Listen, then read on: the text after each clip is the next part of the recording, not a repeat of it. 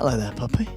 I saw some Dota 2 yesterday, some StarLadder in fact. I believe you did too. We had EG-LGD, we had Liquid versus Alliance. EG-LGD, first series of the day. Liquid LGD fluffing up, or EG just playing top of the game at the moment? I think EG is a pretty good team. Better than LGD. Better than LGD, and wow, I mean, the performance on the TA. You know, second game, LGD, they had their TA, maybe one of their strong cores, had an absolute blazer of a performance. The last game as well, RTZ picked it up. RTZ or maybe TA, which would you say is better from what you saw today? They're quite equal. I would say RTZ probably has a nice hand on that TA. He has been playing it for a long while.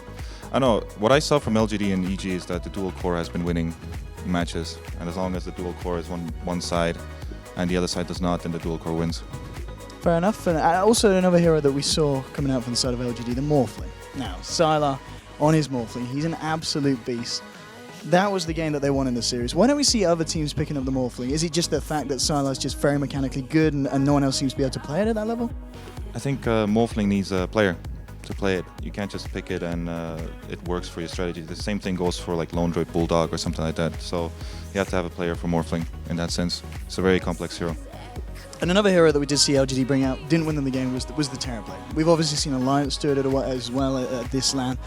Is Terrorblade in a place where you can pick it? Obviously, you guys did bring it out in a game for Envy.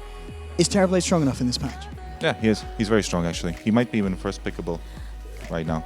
Doesn't even matter about the counters. The counters do not really counter him that well.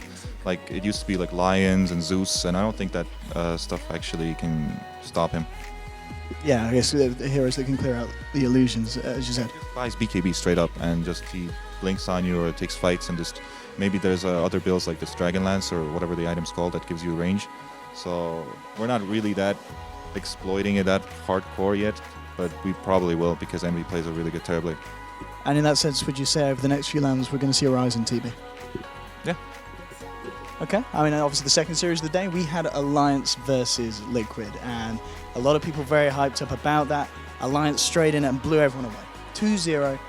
Liquid, I mean, in your eyes, did it look like they turned up? Do you feel Liquid were playing at their best here and Alliance were just outperforming them, or were Liquid a little bit weak in their showing today?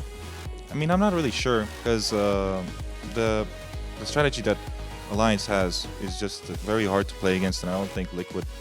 It looked like they would gonna win game one, kind of, after a very failure fight somewhere along the lines. But I don't know, Liquid probably does not have the juice to actually win this Rat Dota patch right now. I mean, talking about the first game, I think the point you're talking about is when we saw Mr. Bulldog dive a little bit too deep when they were going for that push on the Weaver. And now Weaver, the final pick Weaver in that draft, I think it caught a lot of people off guard. And also the build as well. He did opt for the Lincolns into Diffusal Blade. Do you approve of that, or would you have rather seen a BKB Deso that game?